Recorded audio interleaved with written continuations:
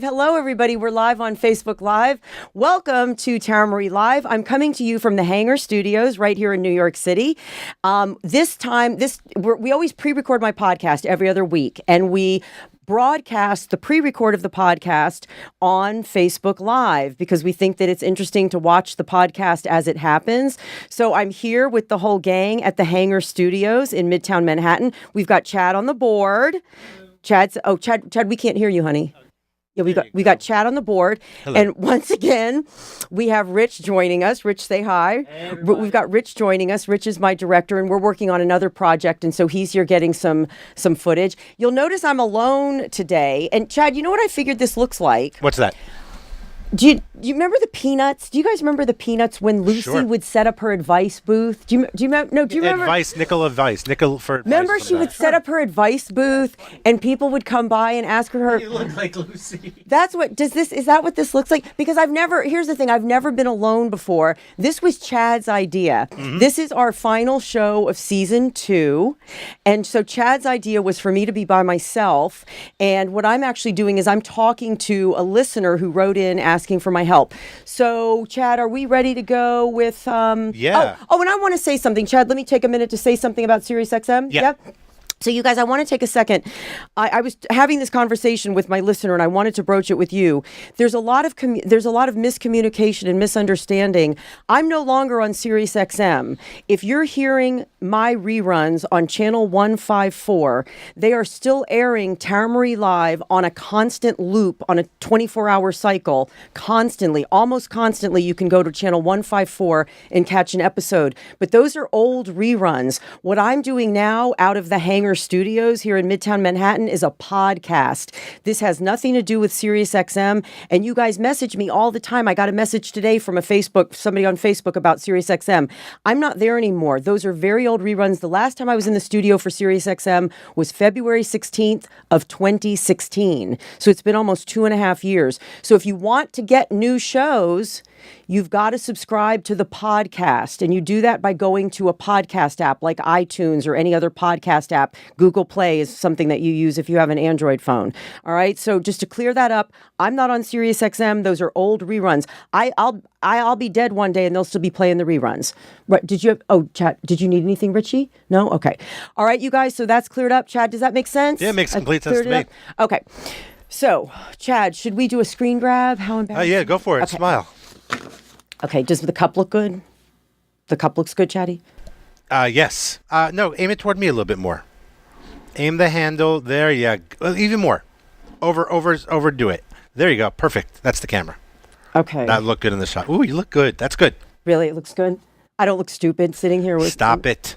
in my little booth like Lucy. Okay, so let's do a screen grab. Okay, wait. Oh, and you guys, if I look all sweaty, it is so hot. Chad, tell them. It's like 95 degrees, but in the city, that's 95 with a humidity of 100. Okay, and that humid's comprised of very bad smells. It is literally in the 90s. You smack on top of that the humidity, and then I had to travel by subway here where there's no ventilation. Not a pretty sight. So if I look a little greasy, that's why. All right, so Chad, let's do a screen Go grab. for it. Okay. I'm recording.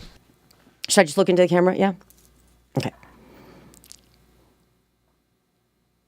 Did that look good? Yeah. Rich, does that look good? Let me do another one? Okay.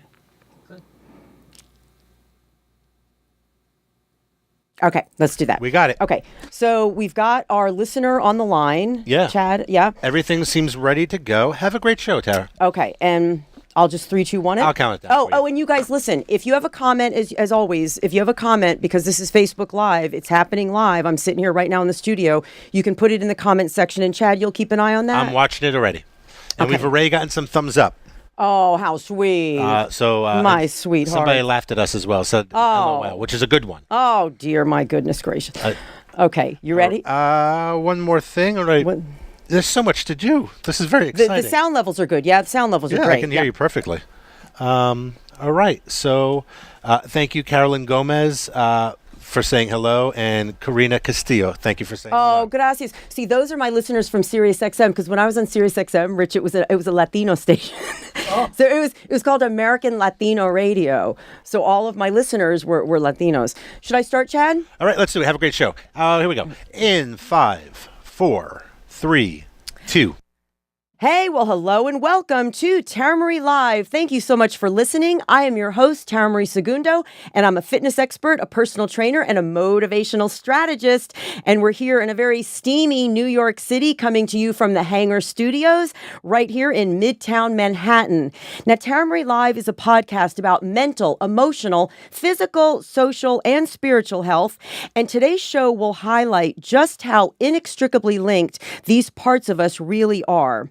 This episode of my podcast, by the way, drops next week. So be sure to subscribe to Tara Marie Live using whichever podcast app you prefer so you get it in your feed when the episode posts. It'll post actually next Tuesday night.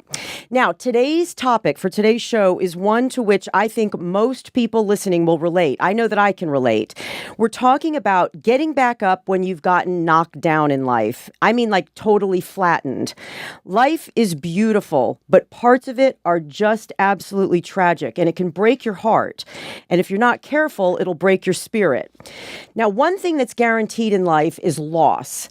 You're going to lose things you love. You're going to lose people you love. And when you do, you can feel like you've lost a part of yourself. Or worse, you can just end up feeling completely lost. Like you don't even know where to begin. How do you start to put the pieces of your life back together? That's what we're talking about today. Healing after loss. How do you heal mentally, emotionally, physically, and spiritually after losing what gave your life meaning? Now, today we're doing a special Ask Tara Marie edition of the show. And what I'm doing is I'm interacting with a listener who wrote to me asking for my help. His name is Russell. He's a listener who wrote asking for help after a series of tragic events earlier in the year left him feeling totally devastated and just lost, as he put it. And again, his name is Russell, and he's coming to us from California. Russell, are you there? I'm here. Hey, Russell. Hey, Tara. So you're in LA, yeah? I am in LA. Did you know? San Fernando Valley. Did you know? Wait, San Fernando Valley? Yep. Did you know that I used to live in San Diego? You used to live in San Diego? Awesome. SoCal. Yeah, I used to live in San Diego. Did you know that, Rich? Chad, did you know that? I used to live in San Diego. And I moved here when I was 28 years old. So I moved here 25 years ago. And I forgot to leave. So what happens is you get to New York and you get wrapped up in it and you forget to leave. But I love Southern California. My little brother used to live in Santa Monica. Oh, nice. I'm there all the time. Yep. Beautiful place. And where did you were living? You just moved back to California 4 years ago, right? Where were you living before that? I was in Chicago, and I lived there for about 20 years, but I grew up here. You grew up there. Why'd you leave Chicago? The weather?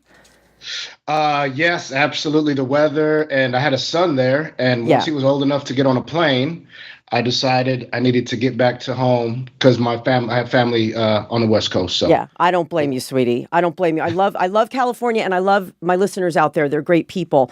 Russell, I want to read the message that you sent me. Now, you actually posted this on Facebook, and I counted. You posted this 52 days ago. Did you know that? I counted. Time flies. It was 52 days ago. It was 7. You posted it on a Friday night. It would have been 8:42 p.m. So you were sitting home on a Friday night, and this is what you said. Hi, Tara. I hope this message finds you well. I'm contacting you because I listen to you faithfully, and I'm in a situation and I need some help. This might not be the venue for my help, but I swear by you. I'm a pretty healthy dude. Around 4 years ago, I got into a health kick, and I went from 235 to now being 179. I moved back to California about 4 years ago. I grew up here. I think a good episode would be on how one starts over. I am lost. In the beginning of the year, I lost a relationship, then a job, and a month ago, my sister committed suicide. I'm seeking help, but I'd love your strategized and intentional methods on how to get back to a new normal in the midst of it all. Thank you for all you do because you're changing lives and are helping someone. You've helped me in infinite ways. I listen to the podcast with you and Lynn Forrest regularly on the victim mentality. Love to you and your entire team, Russell. You wrote that 52 days ago. Wow. Do you remember writing that? I do absolutely remember writing that. Absolutely. Yeah. I'm just curious, so you're sitting home on a Friday night, it's 8:30 in the night. What prompted you to go, you know what, gosh, I'm just going to message her? Well, I've always wanted to message you. but I guess I never really had a need, I guess. Uh-huh. But finding myself in the situation that I'm currently am in, um, like as I said, I lost a relationship that I thought was going to be permanent, Yeah. lost a job, and then on March 30th, my sister committed suicide, and it absolutely changed my life. All three of those things happening in a short span of time absolutely changed my life. Yeah. And I don't want to go back to the life that I had before. Like when you lose a loved one, it makes you want to go forward in purpose and plan and destiny. Right. And so that's kind of what I wanted to seek your strategy, the strategies that you have in place there. Well, let me ask you this: where were you mentally and emotionally when you wrote this message 52 days ago? Where were you mentally? I was sitting mentally, Yeah.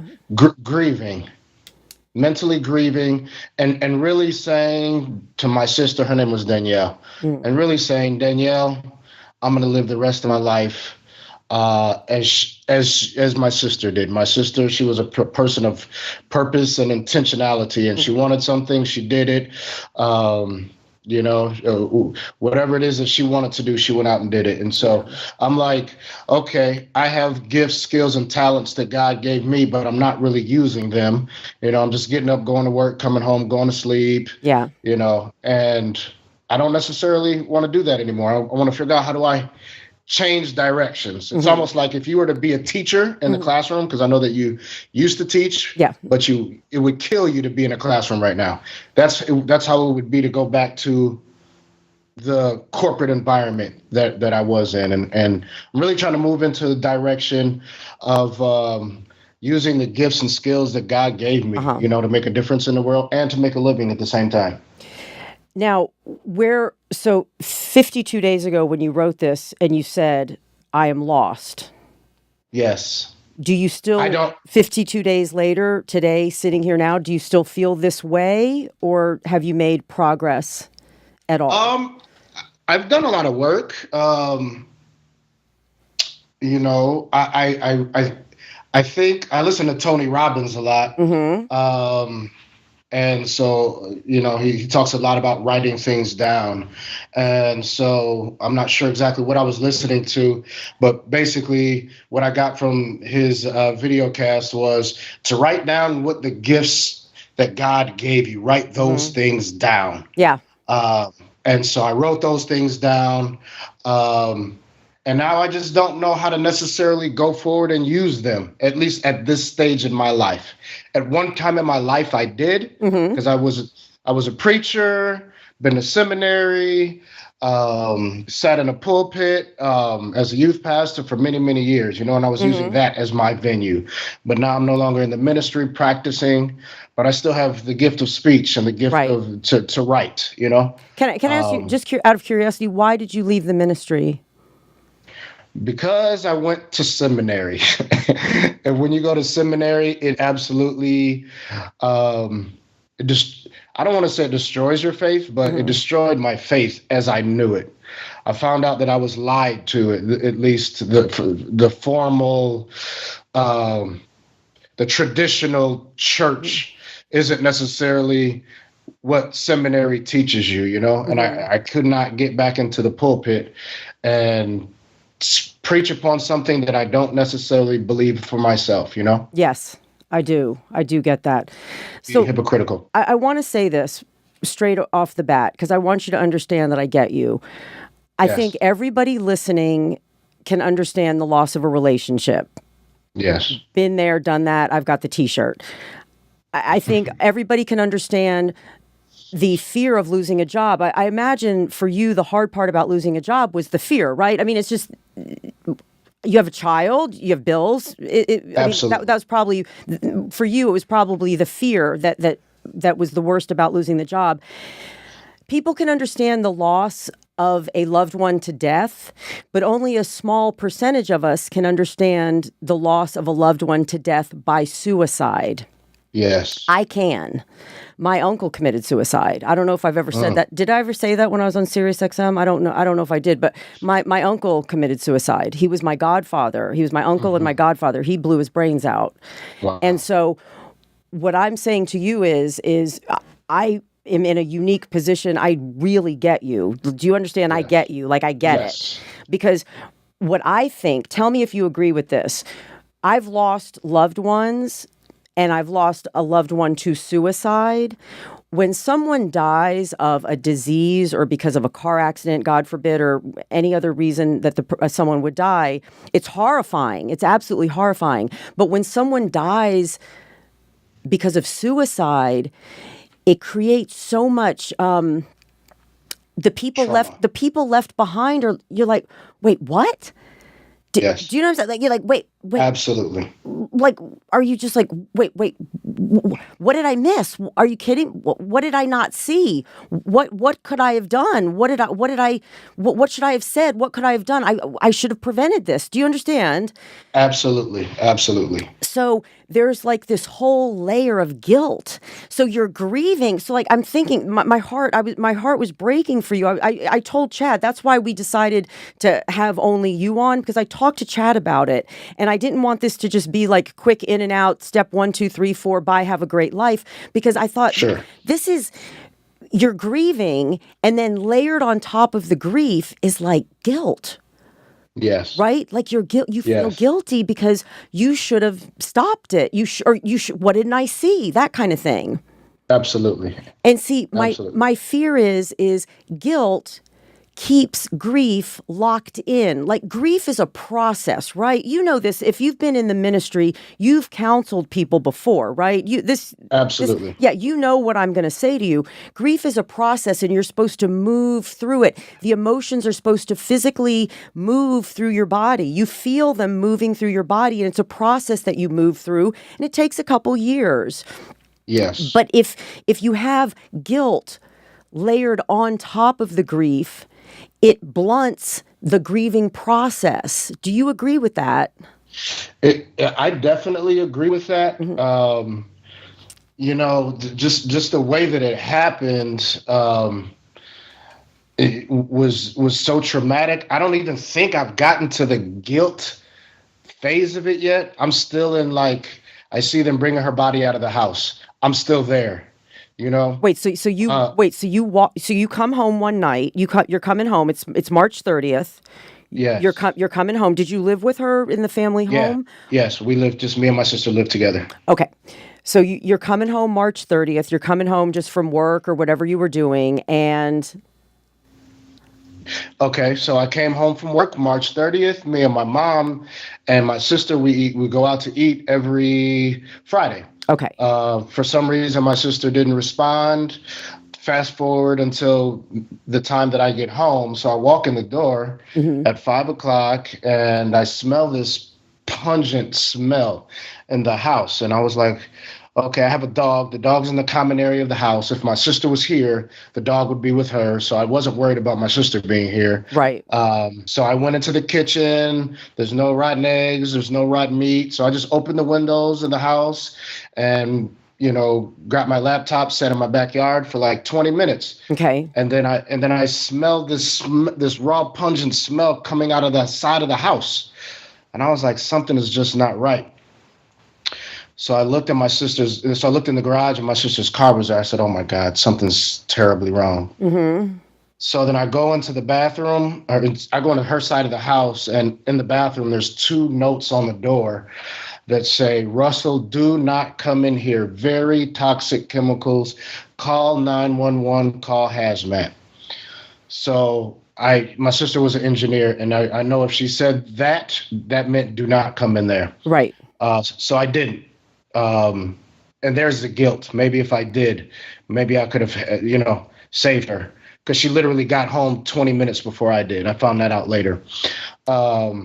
But then, so I go outside, and then I call 911, and then they came, and it's a crime scene. Then they drag her body out of the house in such a traumatic way. It seared into my mind. And then they take her to the ambulance, try to revive her. Mm-hmm. Fire chief comes back over and says, "You're the brother? Yes. You live here? Yes. We're sorry your sister didn't make it." And I just hit the ground at that point. Like the wind was taken out of my sails, you know? But she literally got home 20 minutes before I did because my neighbor just said, "I just saw your sister 20 minutes ago." And she smiled and she said, "Hey, how you doing?" And so if I would have went in there, maybe I could have saved her. But the fire marshal said if I would have went in there after one breath, I'd have been dead too. My mother would have been bearing two children instead of one. So what did she do? She put a bunch of chemicals together and sealed the windows, closed the windows, put herself in a small room. Yeah. Yep. And basically let it fill up with the gas for like maybe 5-10 minutes. They said there's no way she could have sat in there while this stuff was going. So she would have had to mix the chemicals together, let the gas fill up, walk in there 10 minutes later or so, and she would have died immediately. They said first breath she would have been dead. So did she? At least she didn't suffer. I know? Thank God. Did she leave a note? Do you? So you're saying that you feel guilty? Like, God, if I had gotten home 20 minutes or even 10 minutes sooner, if I had pushed through like all these questions are running through your mind. All those questions. Yeah, I get that because I've got a baby. She was your baby sister? She was my baby sister, yeah. And you're 41? I'm 41. She was 35. She was 35. She was your baby sister. And she was your only sibling? She's my only sibling in California. I'll just say it that way. So she and I were pretty tight. So your job in life was to protect your baby sister? You know, I thought that was my job. I thought that was my job, but clearly I didn't do the best job that I could have. You know, she wasn't necessarily the best communicator. And so, you know, I could tell she was hurting. And I asked her the Wednesday before, I said, "Danielle, you know, because she lost a relationship and that's why she did what she did." I said, "I know how you feel. I really know how it feels to grieve a relationship, you know? And if you ever want to talk," she's like, "Honestly, Russell, I just don't want to talk about it." That's all she said. I could have pushed it, you know, but I respected her boundaries. And that was 2 days before. That was 2 days before. Yeah. And when did she leave a note like to you and your mom and to the family, or are you guys still? She did leave a note, and the note, give me 2.5 seconds. The note basically said, in short, the note said, "Make my funeral a celebration. Do not weep for me. This is what I wanted." And Russell, you think she did this because of a breakup? I think that was a catalyst. I don't think that's why she did it. Because we looked in her phone, and you know how you can grab a screenshot from the internet? So she has one in here that says, "If you're reading this, it's too late." You know, she has others in there that go back 2 or 3 months where she was looking up ingredients or different ways to commit suicide with the least amount of pain. And okay, I found her note. So it sounds like I'm sorry, honey. What's? Yeah, I found her note. It says, "Please make my funeral a celebration and not a sad time. I love you all. This was no one's fault. If I end up getting taken to the hospital, my insurance information is blah, blah, blah, blah, blah, blah." Okay. But in other words, she didn't say, "I'm doing this because I'm despondent over the loss of my relationship." So in another way, you are still kind of left scratching your head about that as well, right? Yes. And then that layers on, this is what I'm talking about the guilt. That layers on, then for some reason, I feel like you and I are kind of similar. I don't know why, but just from the little bit of contact I've had with you, I feel like we maybe think alike. If this were my baby brother, I would think, God, I should have pushed. Like, what was bothering him? I could have helped him if I had just pushed him to ask what was wrong, or if I had just paid more attention. Do you know what I mean? These are just all the thoughts that are running through your head. Absolutely. And yeah, it's the truth, you know, because it's just like, she comes home and we talk all the time, and she just did not know how to communicate certain things. Yeah. She could communicate, she could unpack her workday, but her being heartbroken, she could not unpack that.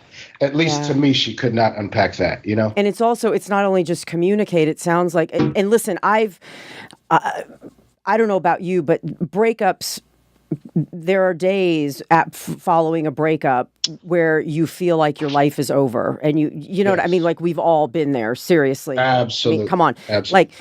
But you have the wherewithal within you not to do anything, but you feel like your life is over. You feel like you'd like to not wake up tomorrow.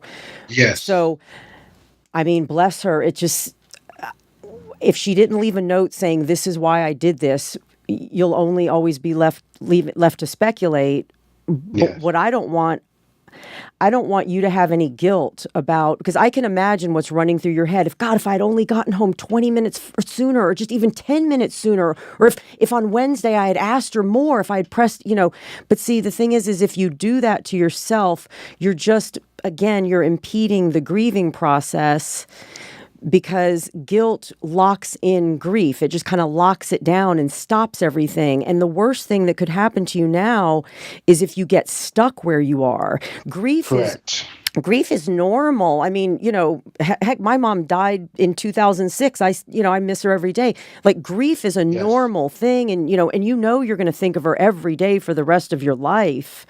Yes. But the thing is if you can't move through grief, and grief has a beginning, a middle, and an end, if you can't move through that and you get stuck here, it's really going to stop your life. Like, you're going to have trouble in relationships. You're going to have trouble with work, because it's going to color every thought you have. You know that, yeah? Yeah, no, absolutely. I started and it's ironic that you say what you just said. I started a suicide survivor support group on Saturday. Okay. And there was a gentleman in there, and it was his first time being there, just like all of us. And the date of his suicide of his brother was in 1998. And look, yeah. And it took him 20 years to get some help. Yeah. So that's why I went immediately, because I don't want to get stuck. You don't want any time to waste. You don't want to get stuck. Time to waste. And the thing is it's seriously, it will get in and ruin romantic relationships. It will ruin job situations, because again, it will permeate. If you're stuck in one area of your life, it affects all other areas. You can't separate out. You know that. I mean, you can't. Absolutely. You can't be stuck in your soul and thrive in your career. You can't be stuck in your soul and thrive in your romantic relationship. So I'm glad that you are in a support group, because what you really need now is to be able to talk freely. And you know how it is. You know, like when you go through a breakup, Russell, I've been through this, where you go through a breakup and you hear yourself just repeating the same stuff over and over and over again to your friends. And it takes a very caring, loving friend to just keep listening, right? Like you just say the same stuff over and over and over. And that's your right. Yeah. Because if you're running through your head, the vision of seeing your sister's body being, like, you need to process that. And the way you process it is by feeling it and by speaking it. And by getting it off your chest and by speaking it to people who get you. The worst thing you could do right now is try to express yourself to someone who discounts the gravity of what you're saying. Have you had that experience yet? I've had people who definitely don't know how to help someone grieve, Yeah. I've had a person say, well, at least she's in a better place. Well, that's stupid to say. Yeah, screw that. Yeah, screw that. I mean... Yeah, you don't say that. That's insulting. I mean, that's insulting. You know what I mean? It is. So I love the idea that you're in a support group. What is it, once a week, or can you go, is it... It's once a week, and it's for 8 weeks, and then we'll see where I'm at that point. but I needed to get around other people who are dealing with the same emotions and the same trauma. Right. You were saying earlier that as you lose a loved one to a car accident or a heart attack or something like that, that's one way. That's one thing. Yes. But they were saying in the support group on Saturday that to lose a loved one to suicide, it doubles the grief, because now you're adding on trauma. Yes. And then there's PTSD that I've been diagnosed with since then. It's traumatic. So totally traumatic experience. You have the PTSD from the visual of seeing her and being the one to find her? I think that's where it's from, because I went to the doctor and that's what they told me. They said this is PTSD, and the doctor who I went to go see was actually the doctor. The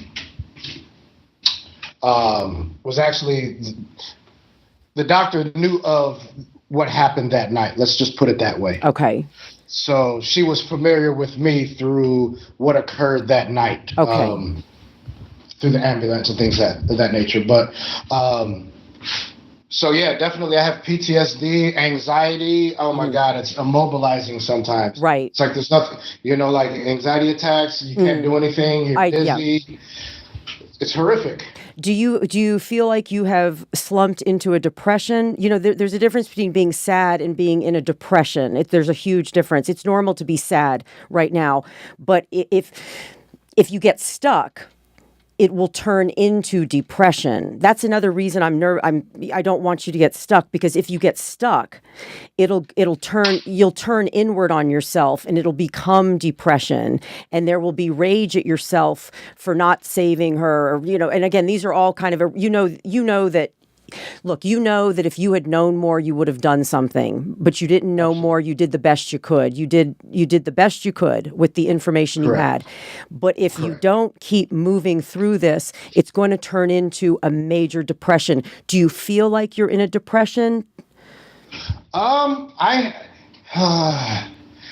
don't think I would call it depression. Okay. I know what depression is. Where, I've dealt with depression in the past. This is not that. This is just this is grief. Okay. And I guess they can be grief and depression can be attached to each other, but I guess they don't have to be. But I don't think I'm like depressed where I just don't want to get out of bed. Right. Right. Or I don't want to do anything. Even though I do have days where I don't want to get out of bed. When I'm depressed, I can't get out of bed. Right. I've been through depression too. Yeah. Now I can at least get out of bed and go about my day. Let me ask you this, Russell. So again, you write this note, 52 days later, we're sitting here talking. I would imagine, the relationship that you lost, layered on top of the job situation, layered on top of then the suicide of your sister. Have the relationship and the job, like those have been pushed aside? You're like, I don't even care about. Is that where you are with that, or are you also still, because grieving the death of a sister by her own hand is one kind of feeling. Losing a relationship, a romantic relationship, especially one that you thought was going to be a forever relationship, that's another kind. Has all of this dogpiled you, or have you, as regards the relationship and the job, kind of pushed those aside and just said, look, I'm just going to focus on my sister right now? Well, the relationship, I've come to peace with that. Okay. I just, there's no way that I could grieve that relationship and grieve my sister at the same time. Right. I put that relationship in its proper place that it wasn't meant to be. And, there's other things that I needed to be taken care of right now, which is myself. And so as far as a job, I've been Ubering. That's not necessarily what I saw myself doing at 41, but because I just can't go to a physical place of work right now. Right. Because if I did, I'd be a mess. Right. So, but I do need to get back to work. Yeah. So because bills are piling up, so that is a priority, getting back to work. But Danielle is first and foremost in my mind, because, the rest of my days I'm going to live to honor the person that she was, Yeah. See, that's a good attitude. That's a real good attitude because you can't change what has happened. No. And no matter, I would give anything to be able to do more for you. I hate that this has happened to you, but all you can do now, I mean, this is what we said when my uncle killed himself. He made a horrible choice. He made a terrible choice, and this was the choice she made. Yeah. And it is what it is. It's not what you would have chosen, but it's the choice she made. And, I want to help you. You want to think of this in terms of mentally, meaning your thoughts, emotionally, meaning your feelings, spiritually, meaning your soul, and then also physically, because grief will get you physically. Have you noticed any physical symptoms? Grief will create aches and pains in your body. You know that, yeah? Oh, it's terrible. Yeah. I walk around and like literally, I'm dizzy. Okay. All day, every day, dizzy. Okay. And I got a prescription for some anti-anxiety medication, and I don't want to take that and get hooked on it. But if it gets really bad, I'll pop one, and then that'll be fine. What did they give? Did they give you Klonopin? Xanax. Okay. Yeah. So I'll pop a half a Xanax, and 30 minutes later, then I'll be okay. Okay. May I ask you a question about your anxiety, honey? Yes. When you feel, okay, because I've had anxiety attacks too, I get it. Oh, they're terrible. You hit a home run asking me for help because I've had every problem. Like you could name a problem, I've had it. So when you're feeling the anxiety attacks coming on, are they generally when you're out and about around people, or are they when you're at home and you're thinking and you're just alone with your thoughts? When do they mainly happen? Definitely that happened when I'm alone with my thoughts. Okay. That's one. Okay. Two. I've been cleaning out her bedroom for the past couple of months. Obviously, I can't do it all at once because it's traumatic. Okay.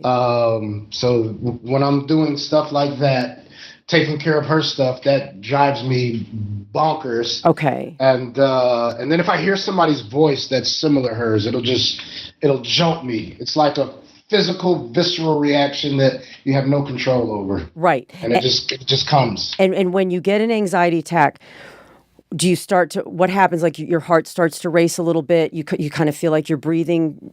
You're trying to get control of your breathing. That's what it is. My heart starts to race. I'm a person who gets dizzy, and then I want to lay down, and then I can't lay down, and then I want to sit up, and I can't sit up, and I want to just lean over. I can't lean over. I want to just walk around. I can't just walk around. It's just terrible. It's just consuming. Okay.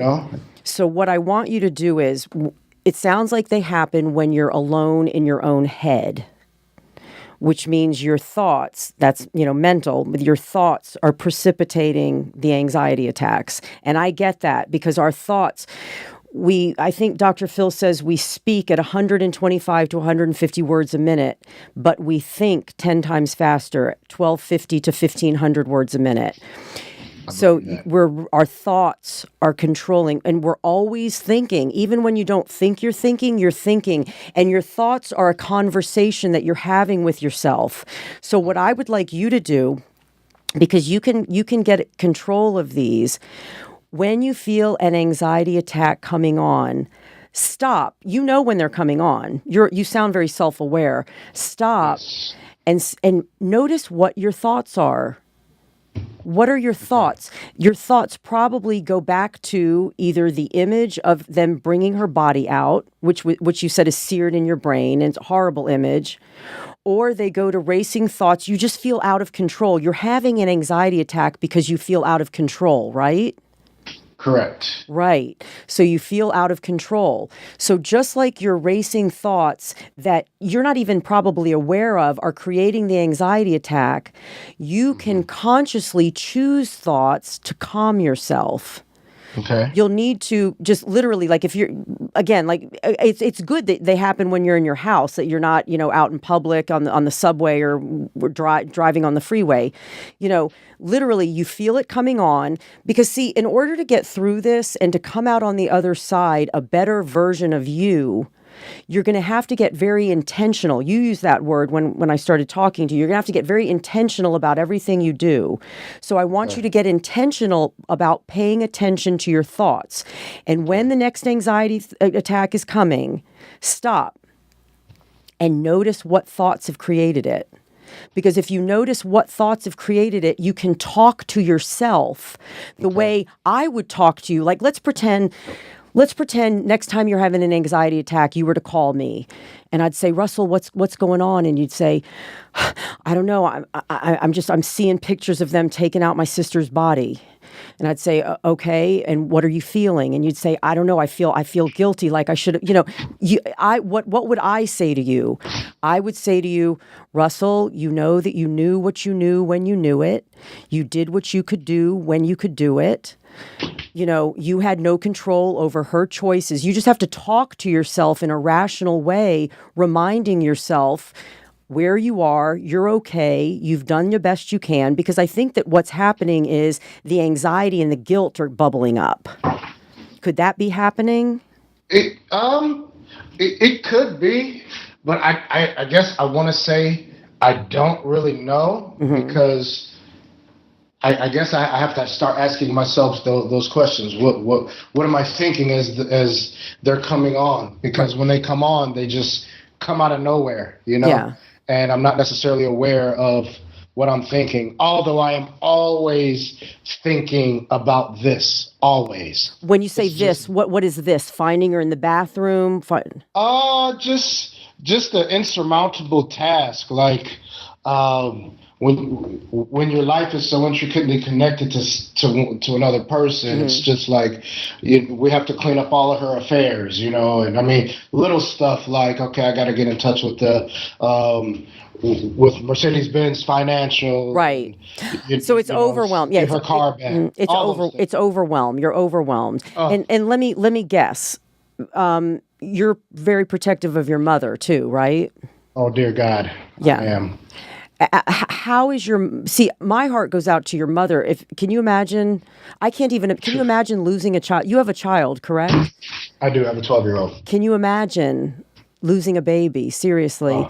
I just can't imagine. So what I'm assuming you feel is that perhaps you need to really be strong for your mother and you need to take care of a lot of this stuff on your own. There are certain things that she has to take care of because a lot of stuff she's like the beneficiary. Okay. And so they'll only talk to her. But I'm certainly protective of her in regards to the people that are around her, though. I will say that. How is your mother doing? Is she suffering with depression or is she able to... She goes to work, and as long as she's at work, she's okay because her mind is occupied with something else.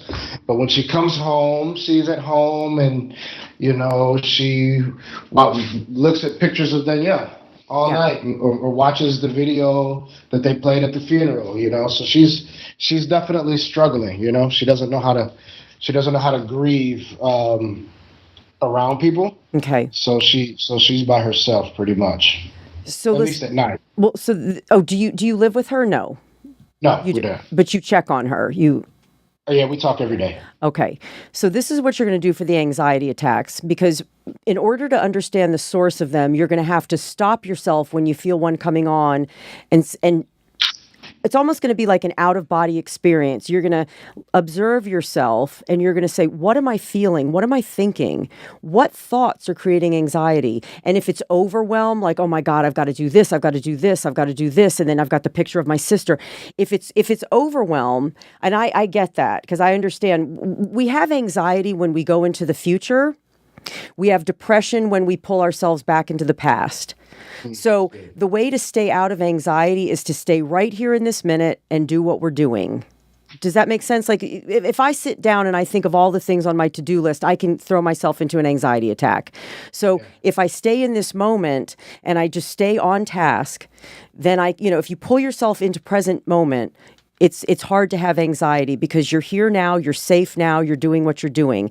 If the anxiety is about feeling overwhelmed about all the things you have to do, you just get a legal pad, you make a list, and you're aware that all these things have to get done, nothing has to stay in your head, everything's down on paper, and you just X them off as you get to them each day.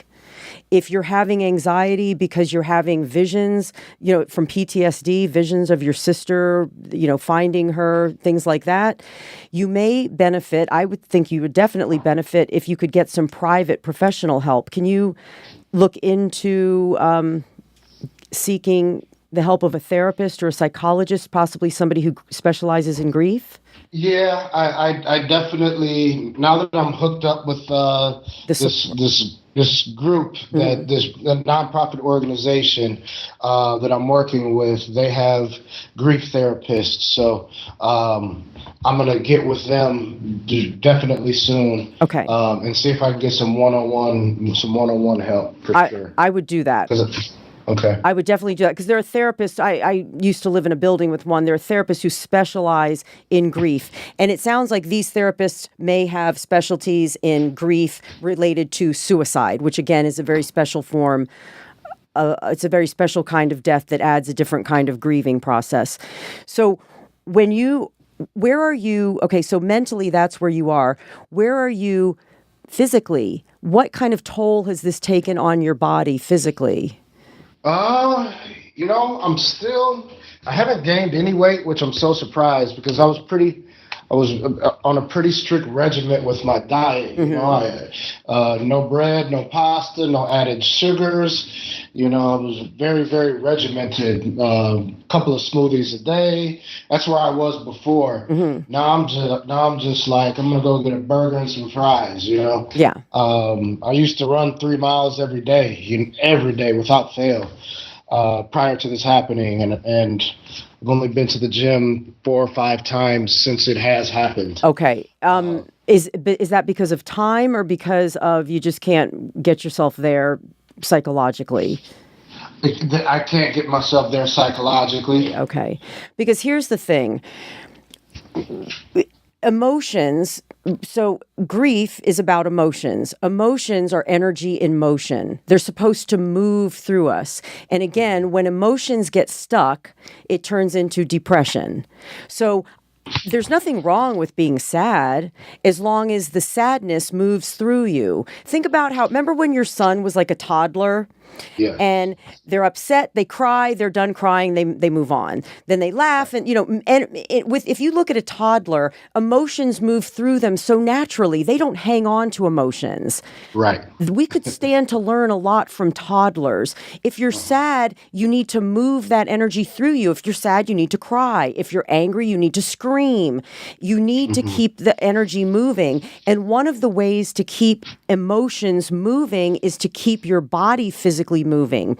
Right now, you've got to keep moving forward. You've got to keep your thoughts moving forward. Be forward thinking. You've got to keep your feelings moving forward, meaning if you feel something, feel it and express it. You've got to keep your body moving. Depression cannot catch a moving target. Okay. Does that make sense? Can you say more about a moving body? Are you saying get out of the house? Are you saying go to the gym? Are you saying go for a walk? What are you saying specifically? If I were you, whether or not you feel like doing it, I would go to the gym as often as possible to move my body, to do cardio, to lift weights, to be around other people, just to move my body, because you want to keep things moving. We can't let energy stagnate in you. Do you know? See, part of being depressed and part of grieving is everything slows down, right? Your energy, you have less energy. Your energy slows down. Your thoughts slow down. Your feelings are just kind of heavy. Sadness, grief is heavy, right? You can feel it in your chest. Yeah, you can. It's dark. And you feel it. You feel grief in your chest. Emotions are energy. You can feel them in your chest. So you want everything to move and to flow. Go take a Pilates class. Go jog down by the beach. Go, get out and move. If you can move in nature, that's great. If you can lift weights. Lifting weights makes you physically strong, But research shows it also makes you psychologically strong. There's something about the physical strength that correlates with emotional strength. And right now, you need to remember you are a strong man. You're a strong man. You're a parent. You're capable. You got knocked down, but you're going to get back up. It's just going to take a process, but you've got to keep moving forward. If your thoughts go backwards, if your thoughts constantly are going backwards to the day, you're going to get stuck. You've got to keep moving forward with your thoughts. Your feelings have to move out of your body, and your body's got to physically move. And I don't know. I receive that. Yeah. Do you have any like bad knees, bad hips, bad this, bad? Do you have anything like that? No, it's crazy because I don't want to say I'm the pillar of health, but I feel great. Okay, good. Overall, like physically, You know what helps when I have anxiety, what helps me? Do you live near the water by chance down there in California? I could get to the beach in 20 minutes. What helps me when I have anxiety, a jog by water. For some reason, I was born in July. I'm a Cancer, so I'm like very attached to water. So when I have anxiety, jogging outside by the water calms me down. There's something about the rhythmic motion of a steady jog. Do you know what I mean? That rhythmic motion of a steady jog, it just kind of lulls your brain because anxiety is racing thoughts. So it's like if you can get into a steady jog, it kind of like paces your thoughts with the motion of your body, right? When I'm angry, lifting weights helps me. So like if one day you wake up and you're just pissed off, you're just pissed at the world because she died. You're just pissed at the world. Doesn't make any sense, but you're pissed, right? Right. Go lift weights. Okay. If you, when I'm feeling depressed, if I feel depression coming on, I will go outside by the Hudson River and I will sprint like a maniac for 10 minutes. After a 10-minute sprint, you're not depressed anymore. Right. Do you know, I'm telling you, depression cannot catch a moving target. Don't be a sitting target because depression will find you. It'll find you. It will find you. It will find you. You're right. It will find you. So again, you want to think of this recovery process because you're in recovery, basically. Yes, absolutely. Mentally, thoughts, emotionally, feelings, physically, your body, movement, keeping things moving, now it's imperative you have to eat beautifully right now. You have to eat really well right now because the quality of your food will affect your mood. If you go to a diet of processed trash and sugar, you will be inviting a depressive episode. You need to eat clean. You need to drink a lot of water. You need to take care of your body almost like you're getting ready for a competition. You have to do that. Actually, back in 2002, I went through a massive depression because I was going through a divorce, and at the same time, my mother was really starting to die. My mother took 8 years to die. From the time we figured out something just wasn't right till the day she died, it was 8 years. Good Lord. It was horrifying. I mean, you talk about watching somebody die day by day by day for 8 years. So in 2002, I was in a real bad spot in my head, and I couldn't get out of it. And I was seeing a therapist, a good one. I had friends, and I had a family, and nothing was helping me, Russell, nothing. And I said to myself one day, I said, I've got to fix this by myself because therapy isn't working, friends aren't working, nothing's working. So I made up this plan. I just made it up myself. And one thing I stopped doing is I stopped doing certain things and I started doing other things. I stopped watching sad TV. At the time, I was a real fan of ER. Remember that show, ER?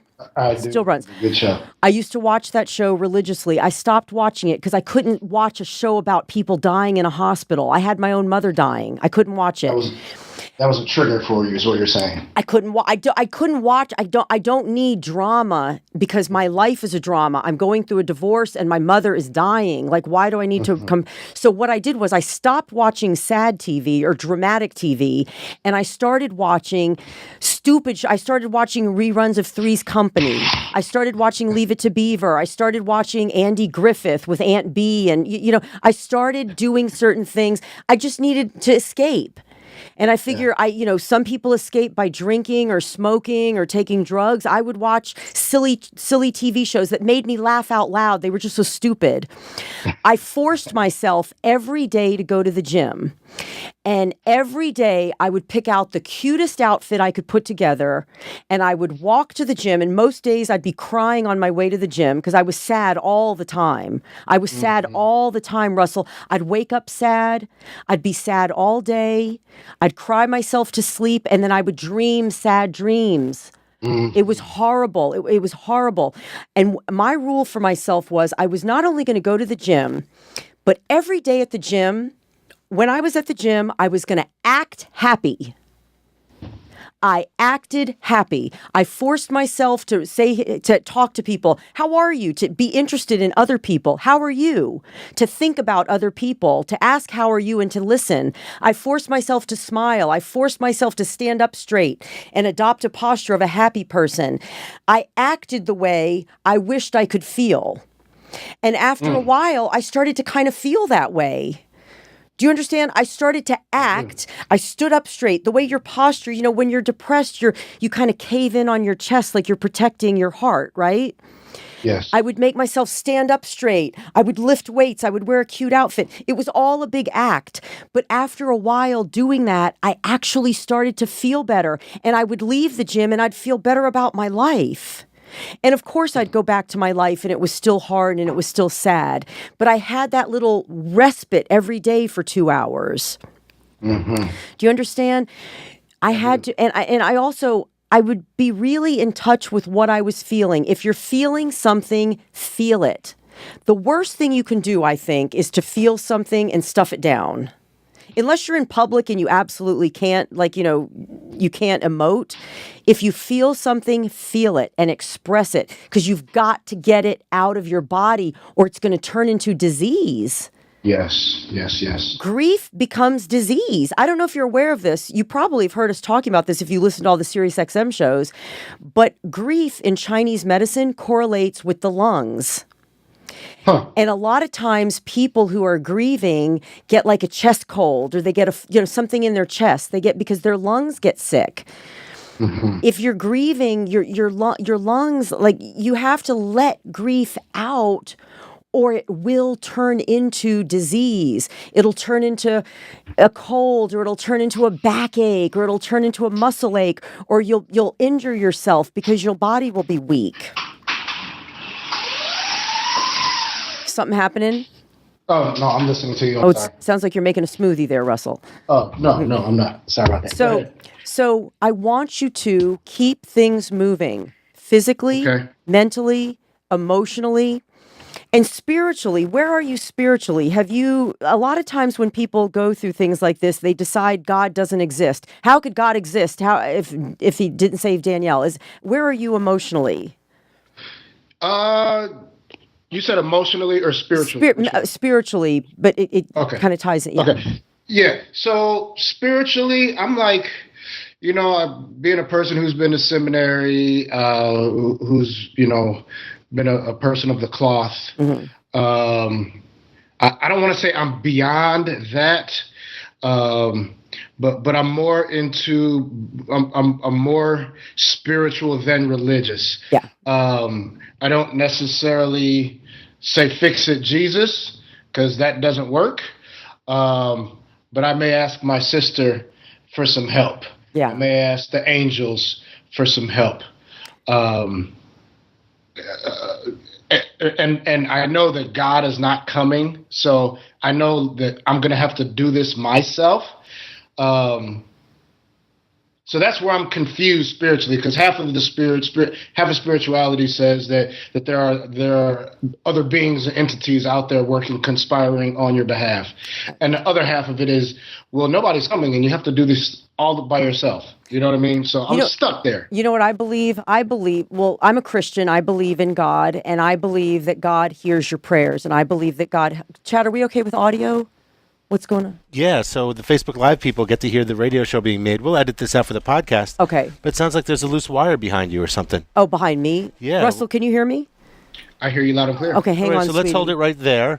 And for the Facebook Live people, they get to they get to see something. So we're going to stop the clock. Okay, so we're going to stop the clock. Okay, so Russell, we are having an audio issue in the But studio. your microphone kind of just crapped out on us in here. Hang on a second. Okay, do you want me to just plug it into something else? No, it's not. That's the headset. The microphone up there kind of. Do you want to come in? Yeah. Okay. So can I talk to my Facebook people? On camera. Can I talk to the Facebook Live people? Yeah, talk right to them. So guys, what's happening is in my ear I could hear. Rich, would you help me remember? Because we're gonna have to patch. I was telling him spiritually. Just help me remember where we were. Yeah, I was telling him how. Yeah. Okay. So Facebook Live people, what's happening is we had a technical issue. Well, I'm going to plug your mic for a second. Okay. I think it's all this power, maybe. Is my mic unplugged? No. Okay, you guys, my audio is going to go in just a second because he's going to unplug the mic. There you go. Unplugging. I'm plugging back in. Okay, testing 1 2 3. Testing 1 2 3. I'm going to do the same. Testing 1 2 3. Testing 1 2 3. All right, let's hear it. Does it sound any better? Yeah, testing 1 2 3. Russell, can you hear me? I got you, and I see you. I'm watching you on Facebook Live. Oh, you see me? Oh, hi. It's really hot. It's so hot here today, Russell. Seriously? You guys are cooking. I almost wore a swimsuit. I swear to good, swear, almost wore a swimsuit top. Rich, wouldn't that have been funny? I almost wore a swimsuit top. All right. Are we good? All right, I think we're good. So what should I do? Just like pick up? Yeah, pick up, and we'll edit this for the podcast. See, the people get to see the sausage being made. The sausage. All right, we're back and running. Okay. Let's see what I say. Okay, so what was I, Chad? What was I? I was saying spiritual. This is what I think, right? This is what I think. The last thing you said is, "I'm a Christian. I believe in." Okay. Chad, where should I pick up? I don't recall exactly. But can we start? Can I start? Oh now? yeah, pick up. Yeah, anytime you want. Okay. So Russell, I'm a Christian personally. I believe that God listens to our prayers. I believe God answers our prayers. And I believe, look, there's free will, and your sister did what she did because she had free will to do it. But I believe that God gives us strength. And I also believe in the spiritual world. And my mother visits me in my dreams. I've had visitations from my mother, my grandmother in my dreams. And when I wake up and I feel like I've had a visitation with someone who's died, I believe that was an actual visit. I believe that matter. You understand that? Do you agree that just because a person's body is no longer here doesn't mean that the essence of the person has gone away? That you can't destroy a soul. I totally believe you. I'm with you. So you 100%. So just because Danielle's body did not survive what she did, her soul did, and you can have a relationship with Danielle. It's not. I mean, look, I miss my mother. It's not as satisfying to have my mother on the other side, but I have a relationship with her. Chad, are we okay with audio? Okay, but I still feel like I'm in touch with my mother, and you can still be in contact with Danielle even though her body is no longer here, and you can still have a relationship with Danielle. I don't think relationships have to end because someone dies. I think the relationship changes because spirits never die. So look, I'm the kind of person, I ask God for help. I ask God for strength. I believe God gives us help and strength. And I also believe that when people die, they're still really here. And so if it offers you any comfort knowing that Danielle still hears you, Danielle still sees you, Danielle can still communicate with you. Do you feel any of those things? Absolutely, all of that resonates with me. Yeah. But like I said, I'm definitely into things of the spirit, and I've had situations where I'm in her room cleaning a room up, and then the lights flicker. That's one way that spirits communicate with us is through electronics, or the TV will pop on, and it'll be like, oh, and so it's on her favorite TV show. Obviously, then that's Danielle. I'll see a hummingbird. At a repast, there was a hummingbird that just stayed by me the whole time. And so I definitely know that Danielle still communicates with me. Yeah. But at the same time, I know she's on the next leg of her journey as well. Yeah. I do know that also.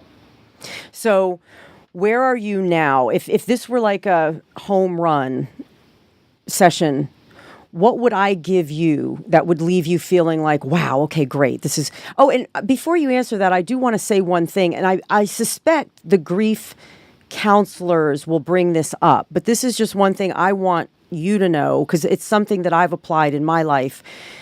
You said Danielle was 35 years old, and she was 35. She was your baby sister. You guys were really close. When you get through I know that right now you're haunted by visions of finding her when she killed herself. But when you get through the grieving process, my hope for you is that you can, instead of thinking of the one day she died, you can think of the 35 years that she lived.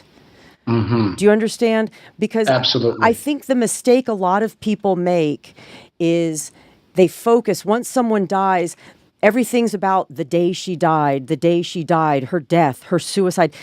Danielle's more than her suicide. Danielle's life stood for something, and the last day of her life was just one day. So I hope that when you think about her, and when you get through this process, and you're going to think about her every day of your life. I can tell you that. I think about my mother every single day of my life. You'll think about her life rather than the day she died. That's my hope for you. That would be my hope as well. Yeah. Absolutely. Yeah. Because she lived a great life. I mean, she was excellent at everything that she did. And so those are the things that I celebrate, at least when I share my Facebook. I usually put a Facebook post up every day about Danielle. And I try to share some good memories about her, you know what I mean? As opposed to, what's being played over and over and over again in my head. Yeah. So I receive what you're saying as far as thinking of the complete life, not just the final act. Right. Because the thing is otherwise, again, if you get stuck on the final act, you're stuck. You want to think of her in the totality of her beautiful life and all the fun that you had. It's going to be a process. I mean, you're not going to get there tomorrow, but that's my hope for you. What else can I give you insofar as steps? What would a home run look like today? A home run, like one thing that Tony Robbins always says is, if you want to change your life, you have to take massive action. You do. You have to take massive action. And I just don't necessarily know what massive action looks like. You know what I'm saying? Like, obviously I'm going to have to go back to work in the corporate environment for a short period of time, but I'd love to get into, because I have a gift of writing. So I'd love to be able to take this experience and do some writing with it, and so that I could potentially earn money one day doing it. Get into public speaking so that I could, those type of things. You know what I would do? Well, I thought about this. You have to give meaning to your suffering. Have you ever heard that? Yes. You have to give meaning to your suffering. Otherwise, it's going to drive you crazy. If you don't give some kind of meaning to your suffering, you're going to get bitter over it. You're going to be bitter because of what's happened to you. So you have to give meaning to your suffering. If I were in your position, I would probably be interested in making sure no other family ever felt the way I did. And what you Yes. might want to do, I have a vision of you getting involved in suicide prevention advocacy. From the standpoint, some people, I've seen suicide prevention advocates speak. They were people who were suicidal and their attempts were blunted, and now they talk about why they're so glad. But you can talk about from the standpoint of someone who lost his sister senselessly. You could go to schools, you could go to high schools, junior high schools. Kids in junior high school are killing themselves left and right. Read the newspaper. Seriously, like little 12-year-olds from bullying. You could get really involved in suicide prevention from the standpoint of, this happened to my family. I'm going to do whatever I can do to make sure no other brother, father, sister, mother ever feels like the way I feel. And you can throw your life into that because it will give meaning. It will never make it okay that Danielle did what she did because it's always going to be sad. But at least you'll say, at least I can make one good thing come of it. Because otherwise it's just a tragedy. Do you understand? It's just a horrible tragedy. Out of tragedy, really beautiful things can happen if you're willing. See, when you go through a tragedy, I see two options, and I really see only two options. It either will break you, and you're done, or it will break you open. And if it breaks you open, it breaks open your heart in such a way that you have a level of compassion that you never even knew existed. You have a level of concern for other people that you never knew existed. You have a level of appreciation and gratitude for the goodness of life that you never knew existed because tragedy touched you. Does that make sense? Absolutely. And you're walking right down my street because that's exactly what I am aspiring to do. Right. Is suicide prevention advocacy, and not even just to. I feel like that's a place for me to start, right? Yeah. But then there's the mental health piece, and how a person maintains their mental health, and there's so many directions that I could go given my skill set. It's just a matter of what is my massive action look like? Well, your massive action right now is to get through the grieving process. Okay. Because you've got to get through this. So it's been 52 days since you wrote me March 30th, March, April, May, June. It hasn't even been 90 days. Right. You're still in shock. I am in shock. You're still in shock. It hasn't even been 90 days. And if you've got to get help for your PTSD. Because you can't help other people until you've helped yourself. So you've got to get help for your PTSD. You've got to go through the grief support. I'd love to see you go through private grief counseling. Okay. And your massive action right now is getting up every day and doing this thing called life and trying to move your way through grief. That's a massive job. Yes. And you're also my homework for you is I want you to keep yourself at your physical peak. I want you to eat as clean as possible. I want you to literally eat, drink, sleep, and live as though you're preparing for the competition of your life, because you are. You're doing something. You've never done this. You're moving into a new phase of life. It's horrible that this was what nudged you there. I hate that. I wish it were anything other than this. But this has nudged you into a new phase of life. And in order to launch, you have to be your best. So your massive action right now is you're eating, you're sleeping, your exercise, taking care of your mental health, taking care of your spiritual health, taking care of your physical health, getting the emotions out so you move through the grieving process. And if I were you, I would keep a journal, because I don't mean on a computer, I mean like hand and pen. Just every night, just write, because your next step will reveal itself. Life has a way, life will reveal itself to you if you're open to it, and you sound raw and wide open. So if I were you, I would just keep a journal. God, today I'm really sad. I miss you, Danny. I hate that this happened, but in my heart, I really can't wait to be able to help other people get through. Like it'll reveal itself on the pages what you're supposed to do next. Got it. I have a feeling that suicide prevention advocacy, for some reason, I see pictures of that in my head.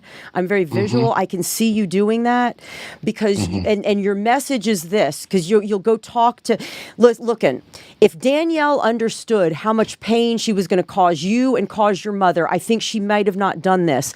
But here's the thing about suicide, because I've seen people who have attempted suicide and missed the mark. I've seen them speak. When you're in the process of committing suicide, you're in so much pain. All you want is for it to go away. You're not thinking about your mama, your brother, your boyfriend, your girlfriend. You're not thinking about anybody. So it's not that you're being selfish, but you're in so much pain that you're consumed with pain. You just want it to stop. I don't even think Danny wanted to die. I think she just wanted the pain to stop. Do you understand? Absolutely. So I can picture 100%. you. I can picture you talking to elementary school kids, junior high school kids, high school kids, colleges, and explain to them, look, this is the pain that I'm going through. Like just explain from your perspective. This is who I am. This is what I've been through. This is what I wish had happened. This is what I wish my sister had known. Spread the message, because I believe that a life with a solid purpose is a happy life. And your purpose, like what's propelling you into your purpose, is not a happy situation, but you can create a very happy and fulfilling life out of this. Yes. And that's where and I guess the ultimate reason that I contacted you is, how do I move from here to there? Okay. Like, where's there? There is exactly what you said. Talking to elementary school kids, so talking to middle school kids, just putting myself out there in the arena that I could share the message of love, of love and life, and how important people are to their families, et cetera, et cetera. When you're ready, you mean when you're ready? Because right now you're not ready yet. Okay, so when you're ready, so first what we're going to do, I'm going to stay in touch with you. Chad and I already discussed this. I'm going to stay in touch with you. Okay. Your project is you right now. Right now, I want you to be selfish. I want you to think of yourself, and your son. Obviously, you can't, you got a child, but I want you to think about yourself, your mental health, and your physical health. Those are going to be your two focuses. The two things on which you focus. The two things on which you focus. Your focus is The two things on which you focus, because you can't go out and help people until you help yourself. So you're going to spend however long you need grieving, and you're going to go through the process. And one other thing I want to warn you about is, one day this summer, you're going to be sitting around having a beer with your buddies, and you're going to be cracking up, and you're going to catch yourself laughing, and you're going to feel guilty. Do you know what I mean? You're going to be Absolutely. You're going to be sitting around having a beer, and you're going to be cracking up over nothing, and you're going to stop while you're cracking up, and you're going to feel guilty. How can I be sitting here cracking up? Danielle's dead. How dare I do that, right? But don't think that way, because listen, Danielle deserves to rest in peace. And Danielle will not rest in peace until she sees that you and your mother and your child are okay. I believe that. When my mother died, I was distraught, but I figured out real quick, the best thing I could do was to make my mother happy. I know what makes my mother happy. And my mother being happy will let her go rest in peace. Danielle deserves to rest in peace. And if she sees you down here stuck in grief and depression and despair, she won't rest in peace. And she deserves that. Agreed. She deserves that, bless her heart. So what I want you to do is, don't feel guilty about enjoying your life. Laughing and enjoying your life means that you're moving through the grieving process, and that you're just kind of moving along. Grief is on your terms, on your timeline. You take as long as you need, or as little time as you need, but you do it your way. When you're ready to go out and share your message, what I would do if I were you, usually places like church groups, YMCAs, things like that, they're open to a speaker, and you're going to have to do it for free. You're always you speak for free before you're a paid public speaker. Sure. But you volunteer. If you know somebody at a church, you say, hey, look, I'd like to come talk to your youth group. about suicide prevention advocacy. And they'll understand there are little 10-year-olds, 12-year-olds hanging themselves over being bullied. I mean, horrible things are happening. You talk to church groups, you talk at the YMCA.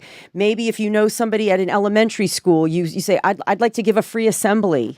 If you don't mind, to 5th and 6th graders, or you just give away what you have for free. You talk to anybody who will listen.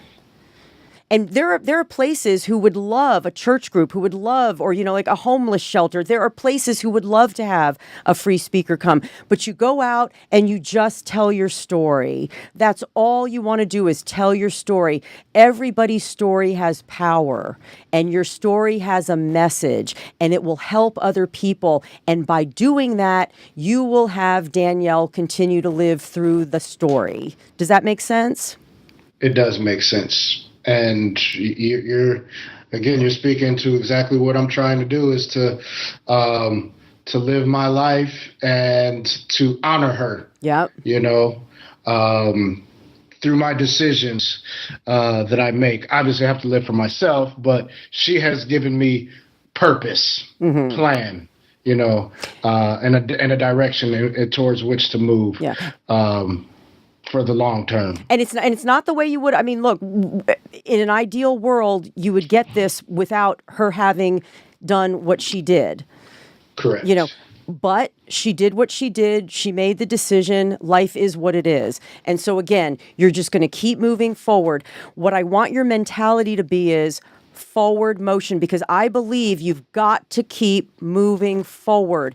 That doesn't mean that you're not going to give yourself time to grieve, and you're not going to. Chad, do we have yeah, I was just about to jump audio in again. I think it might be all the power that's plugged in. Hang on. Testing 1, 2, 3. I think it's back. Okay, yeah. Okay. You want to keep moving. Chad, I think it's off again. Yeah, I do too. I think it's all the power that's draining in there. All right, hang on. I'm coming in. Okay. We'll pause right there. Okay, we have to pause. Okay. And we'll fix this up again. Okay, Russell, hang tight. Okay, so everybody on Facebook Live, we're having power issues today. Chad, did I get any comments on Facebook Live? While we're on it, we did. One woman, Evelyn, said, I don't live near water, but running near the mountains is almost just as nice. Yeah. Yeah. Do you want me to just talk to the people on Facebook Live? Louise said, Tara, I love you, but this is too sad for me. Oh, it is sad. Reality. It is sad. Well, not that, and Russell, it is sad. It's a reality. Here's the thing. It's sad, but life is sad. Exactly. Marilyn says, hello, I read your messages every other day. Thank you for your inspiration. Oh. And Yasmin wrote you something more about autism, and she's looking to get into autism, not necessarily on the show, but you'll see that note when you get off there. All right, okay, so what are we going to do? Okay, so should I just keep talking to my Facebook people? Okay, Russell, hang tight, sweetie. No worries. So you guys, we're having some power issues. I'm sorry about all this. Oh, okay. Okay, testing 1, 2, 3. It sounds good. It sounds good now, Chad. Testing 1, 2, 3. Testing 1, 2, 3. I think it sounds good. Rich, you think it was like that, draining it? Wait, testing. Now it sounds weird again. It sounds weird again. Yeah, it does, right? Testing 1, 2, 3. That's so weird. All right, we're going to figure this out. Hang on. Testing 1, 2, 3. So let's talk about, what should we talk about? Let's talk about California. Okay, are you still there, Russell? Yes, I'm here. I thought you were talking to the Facebook group. I'm talking to Facebook and you. So when I lived in San Diego, I was in Pacific Beach. Do you know Pacific Beach? Oh. I don't know San Diego well. I know I've been down there a few times. It's freaking amazing though. Heaven. What a beautiful place. Heaven.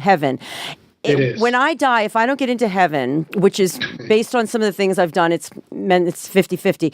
I want to go to San Diego. That's you want to get into San Diego. When I die, if God doesn't take me in heaven, I would like to go to San Diego and live in Corona. No, Coronado. Oh God. Coronado. Yeah, I have a friend. Do you know San Diego? Been there twice. Oh, Coronado. Oh man. Are we better, Chad? I hope so, yeah. Okay, testing. What was I saying to Russell? Because I've got to keep moving forward. All right, okay. here we go. Pick it up from there. Okay.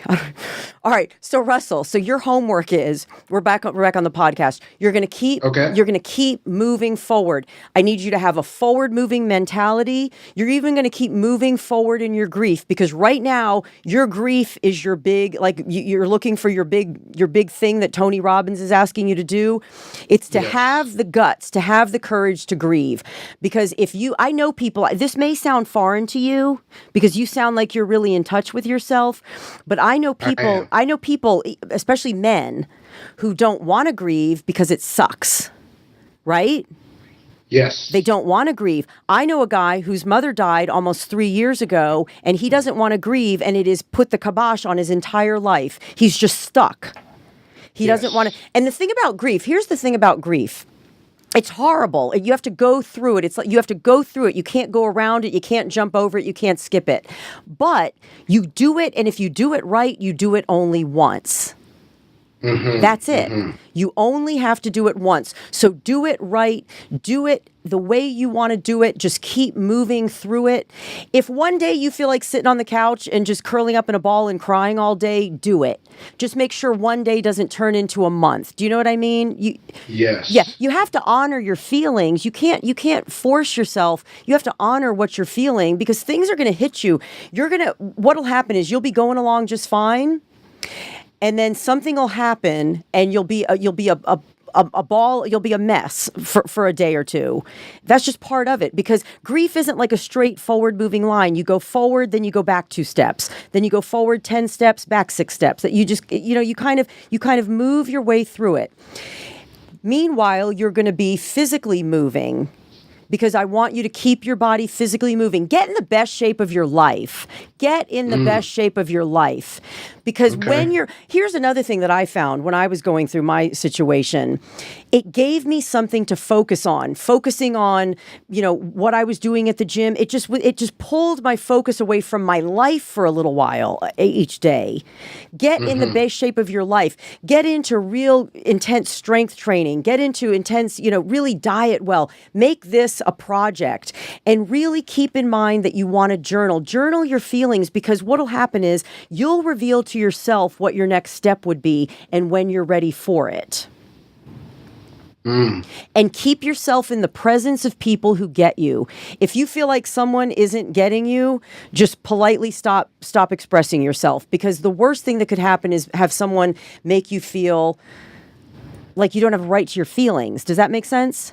Absolutely. Yeah, I get away from those people. Yeah. Do you have any other questions for me? I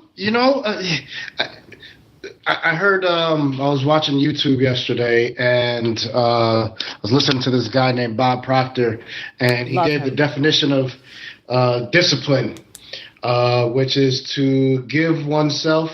His definition was to give oneself a command and then follow it, is the definition of discipline. Yeah. And so that's what I have to do. I just have to give myself a command of get in the best shape of my life. No matter how I feel, I have to get up out of bed at X o'clock and do this for, just got to be really regimented with myself. Well, in order to keep moving forward. One thing that helps me because I've been clinically depressed before, I get that. One thing that helps me when I'm either depressed or when I feel, as you eloquently stated, lost, is keeping myself on a pretty strict schedule. Like, I'm going to get up and I'm going to do this, then this, then this, then this. In other words, adding structure. When you're depressed, the best thing you can do is put structure into your life. Because part of depression, like when you say, I feel lost, it's just kind of like, you're just kind of like going through life with no particular place to be. Do you understand? Yes. Whereas, you're wandering. Right. Whereas if you have structure, I'm going to get up, I'm going to eat, then I'm going to do some work at my desk, then 3 hours later, I'm going to go to the gym, then I'm going to pick up my son from school, and then we're going to do this, and then we're going to do this, and then we're going to have dinner, and then I'm going to, and then allow yourself time each night to think and pray and meditate and journal, because you want to allow yourself daily time to be with your thoughts and your feelings, because that's how you process them. Avoiding your feelings doesn't help process them. You have to feel them, to deal with them, to heal them. Feel, deal, heal. So Deal. So as regimented as you're going to be, every night after you put your little boy to bed, what you said he's 12, so he's in the 7th grade? Well, he lives in Chicago. Okay. So but you probably so you're kind of on your own. Correct. On your schedule. So you're going to get up, you're going to eat breakfast, you're going to read the paper, maybe do some work on the computer, maybe, do some writing, get some stuff off your chest, go to the gym, get on a schedule and regiment it, but build time into your schedule for feeling your feelings, expressing your feelings. And sometimes expressing your feelings will be going to a support group. Sometimes it'll be talking to a friend. Sometimes it'll be pouring it out into a journal. Sometimes it'll be praying to Danny. It depends on how you feel, but you need to literally block out time to do that. Okay. And I appreciate that, because I guess that's what I'm missing right now is the day-to-day structure, and the day-to-day obligations, and you have to my have life. that. Yeah. I have to give them to myself. You I have to create those. You have to create it until you get full-time employment. So this is going to be your schedule. You're going to get up, you're going to eat a healthy breakfast. While that's digesting, you're going to spend some time doing things around the house. There's always stuff to do, my God, running a household. When you feel like your food's digested, you're going to go to the gym. You're going to work out. You're going to have an amazing workout. Then you're going to head home. You're going to have your post-workout meal. Then you're going to have other things scheduled. Maybe you go to a support group. Maybe you want to know what you could really start doing now? Honest to God, you could start volunteering right now. How wonderful you could start volunteering right now, and you could even get trained to be one of the people on the suicide helpline that's open 24/7 that suicidal people call when they're desperate. You could get trained to be one of the people who says, "Hello, suicide hotline, how may I help you?" That's a really freaking good idea. How amazing would that be? And you could go, "Man, brother, you don't want to do it. Man, my sister killed herself. Let me tell you about what it did to my family. There's always hope. There's always hope, man. You don't want to do it. Come on, let's stay on the phone with me." Come on, Russell. That never crossed my mind. The way you're going to heal, Russell, the way we heal our own hearts is by healing other people. Agreed. When you reach your hand out to help someone else, you are helping yourself.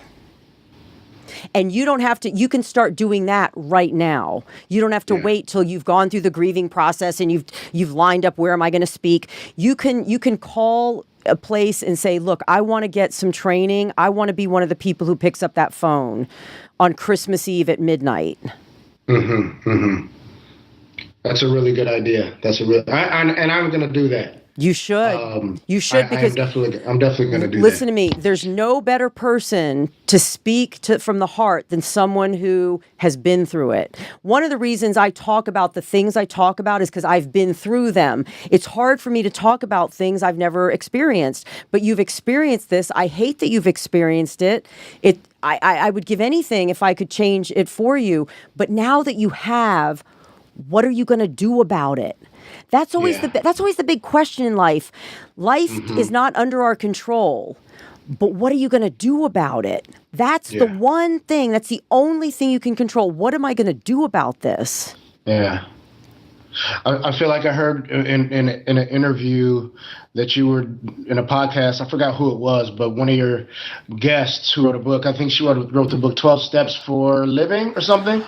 12 Steps. That was Orly Amor. 12 Steps. Chad, what was that called? To run your life. Yeah, it was something like that. Chad, it was. I don't know what it was called. Chad. 12 Steps. 12. Yeah, I have it right here. The 12 powers we hold within. The 12 powers we hold with Orly Amor. There you go. Orly Amor. She said something. It was so simple but profound. It says you can't control the wind, but you can adjust your sail. Is what she said. Yeah. That was really good. It is what it is. And man, she's been to hell and back, that Orly Amor. Seriously. She's been to hell. So I'm telling you, we're almost out of time, but I want to leave you with this thought. You're doing a good job. I can tell you're doing a good job. I can tell. I didn't know what I was going to face today, but you're doing a good job. Your grief is your business. You go at your pace. You do what you feel like doing when you feel like doing it. Now is the time to be selfish, and you don't feel bad about being selfish. It's your turn to be selfish. You get to be selfish right now. Keep in mind it's a process. So I always want your thoughts to be moving forward. I want your emotions to be moving forward and out, meaning if you feel something, express it. And I want your body to be moving. Physically keep your body moving. If you feel like, let's say you're cleaning out Danny's room and you feel like you're having an anxiety attack, leave the room, stop, go sit somewhere and just sit. Put your hands on your knees, your feet on the floor, inhale and exhale very slowly and say, what am I thinking right now? And you're going to catch yourself thinking a destructive thought. It's about the future, about something you can't control, or it's about the past, something that you can't control. So just breathe, get out of the future, get out of the past, bring yourself into this moment. I'm in this room, I'm here. Put your hand on your heart, make sure your heart's beating, make your heart, you can slow your heart down if you think about it. Did you know that?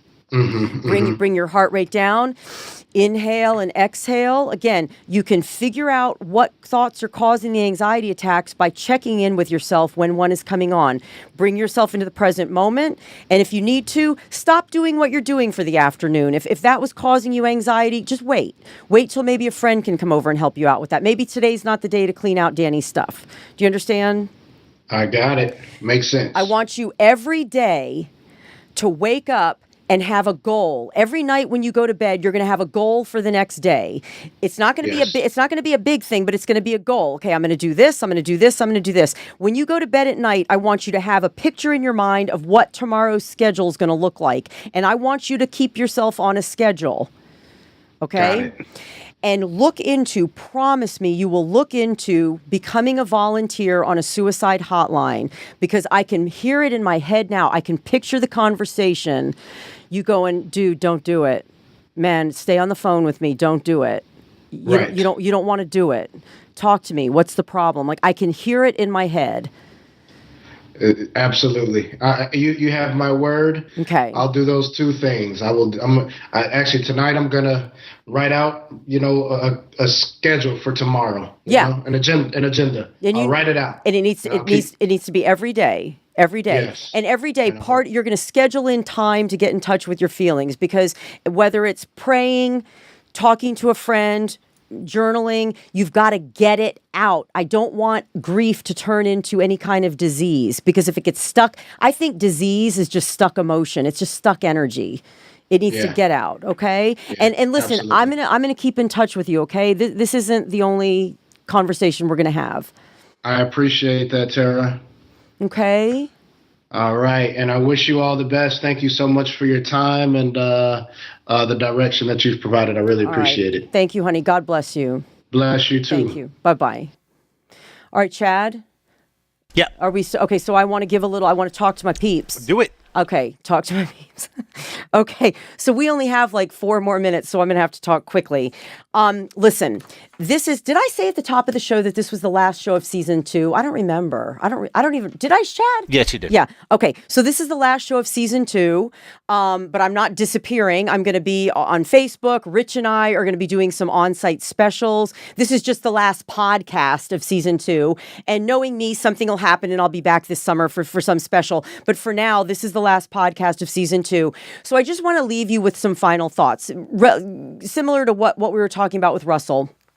I want you to go to bed every single night with an intention for the following day. Start living your life in a very intentional way. Have an intention for your life. What do you want for your life? And every day when you wake up, I want you to think to yourself, today I'm going to be better than I was yesterday. I'm going to eat better. I'm going to think better. I'm going to act better. I'm going to exercise better. I'm going to do better. I'm going to live better today than I did yesterday. Because think about it. If you do that every single day, in 1 year's time, you could be a completely different version of yourself, a better version of yourself. Have an intention. Go through life with intentionality. Know what you want and how you're going to get it. And if you don't know what you want, one way to figure it out is what I was telling Russell, to journal. A lot of times, life will pop up to you on the page. Your own thoughts and feelings will guide you to the next step. And again, be better every day. Live better, think better, eat better, behave better, do better, because ultimately what you want to do in life is get to the best version of yourself. Okay, that's your homework. At least do that this summer, and I'll be back in the fall and we'll continue with our podcast. I want to say thank you for joining me today. I hope that you heard something that will make a difference in your life. If you're hearing this episode as a podcast and you want to watch the show, but you missed it on Facebook Live, go to my YouTube channel. Go to youtube.com/Tamry Live and look for the video entitled Healing After Loss. You can also access my YouTube channel from my website, tamry.com. That's TARAMARIE.com. In the header, they've got the icons for Facebook, YouTube, etc. If you've got comments about this show, I want to hear them. Post on Twitter, #Tamry Live. And of course, you can post comments in the comment section right here on Facebook. Please rate and review Tamry Live on iTunes. And be sure to subscribe to Tamry Live using whichever podcast app you prefer so you never miss an episode. You can subscribe using iTunes or Google Play or whichever podcast episode you use. Podcast app you use. You can do it on my website, tamry.com. That's TARAMARIE.com. And when you're on tamry.com, all past episodes of Tamry Live are posted there. So if you're just figuring out that this is a podcast, you can go to tamry.com, go to Tamry Live, that page. All of our episodes are posted right there. Connect with me on Facebook and Instagram @Tamry Live and on Twitter @Tamry_Live. I wish you a beautiful summer. I'll be with you on social media. Make better choices today than you did yesterday, and you will always be moving in the right direction. Mwah. Peace out. Okay, podcast is done. Let's say goodbye to Facebook on Facebook Live. You guys, I love you on Facebook Live, and I'll be with you this summer. We're going to be doing some specials, and I'll be on Facebook posting content every single day. So I love you guys. Chad, did they leave any comments? Should I address? No, we got them all. Okay. Just thumbs up and stuff. Bye, you guys. God bless you. All right, turn it off.